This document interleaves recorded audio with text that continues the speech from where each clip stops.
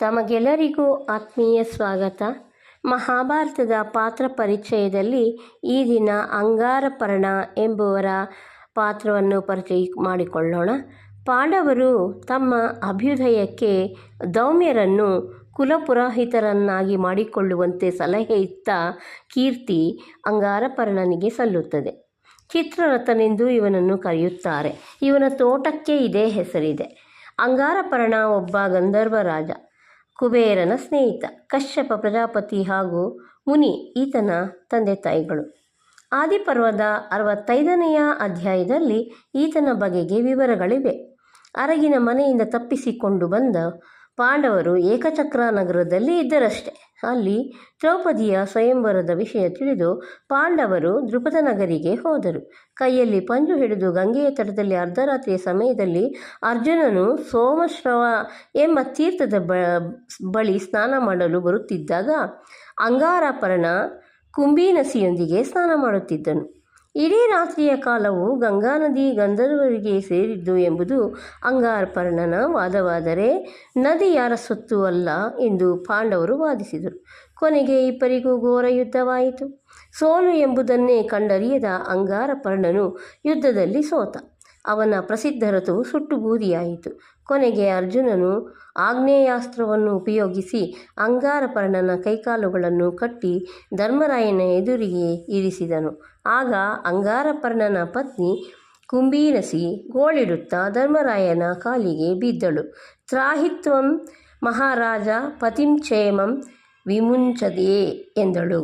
ಅವನಿಗೆ ಬಿಡುಗಡೆಯಾಯಿತು. ಅಂಗಾರಪರ್ಣ ಪಾಂಡವರ ಗೆಳೆಯನಾದ. 3 ಲೋಕಗಳಲ್ಲಿ ಏನನ್ನು ಬೇಕಾದರೂ ಕಾಣಬಲ್ಲ, ಗುರುತಿಸಬಲ್ಲ ಚಕ್ಷುಷಿ ವಿದ್ಯೆಯನ್ನು ಅಂಗಾರಪರ್ಣನು ಅರ್ಜುನನಿಗೆ ಹೇಳಿಕೊಟ್ಟ. ತಾನು ವಿಶ್ವಾವಸುವಿನಿಂದ ಕಲಿತಿದ್ದ ವಿದ್ಯೆ ಅದು. ಇದಕ್ಕೆ ಪ್ರತಿಯಾಗಿ ಅರ್ಜುನನು ಅಂಗಾರಪರ್ಣನಿಗೆ ಅಗ್ನಿಶಿರ ಎಂಬ ದಿವ್ಯಾಸ್ತ್ರವನ್ನು ರಹಸ್ಯವನ್ನು ಬೋಧಿಸಿದ. ತನ್ನ ರಥ ಸುಟ್ಟು ಹೋದರೂ ಅಂಗಾರಪರ್ಣನು ಇನ್ನೊಂದು ರತ್ನಖಚಿತವಾದ ರಥವನ್ನು ನಿರ್ಮಾಣ ಮಾಡಿಕೊಂಡು ತನ್ನ ಹೆಸರನ್ನು ಚಿತ್ರರಥ ಎಂದು ಬದಲಾಯಿಸಿಕೊಂಡ. ತನ್ನ ಎಲ್ಲ ರಥಗಳು ಸುಟ್ಟು ಹೋದುದರಿಂದ ಭಗ್ನರಥ, ದಗ್ಧರಥ ಎಂಬ ಹೆಸರು ಇದೆ ಎಂದು ಹೆಸರು ಬಂದಿದ್ದರಿಂದ ಹೀಗೆ ಮಾಡಬೇಕಾಯಿತು.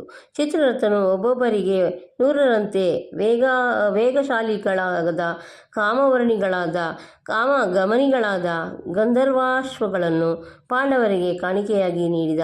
ತಪತಿ ಸಂವರಣರ ಕತೆ ಹೇಳಿ ವಸಿಷ್ಠರ ಸಹಾಯದಿಂದ ಸಂವರಣನಿಗದ ಉಪಕಾರವನ್ನು ತಿಳಿಸಿ ಉತ್ಕೋಚವೆಂಬ ಪುಣ್ಯತೀರ್ಥದಲ್ಲಿ ತಪಸ್ಸು ಮಾಡುತ್ತಿದ್ದ ದೌಮ್ಯರ ಬಳಿಗೆ ಕಳುಹಿಸಿದ.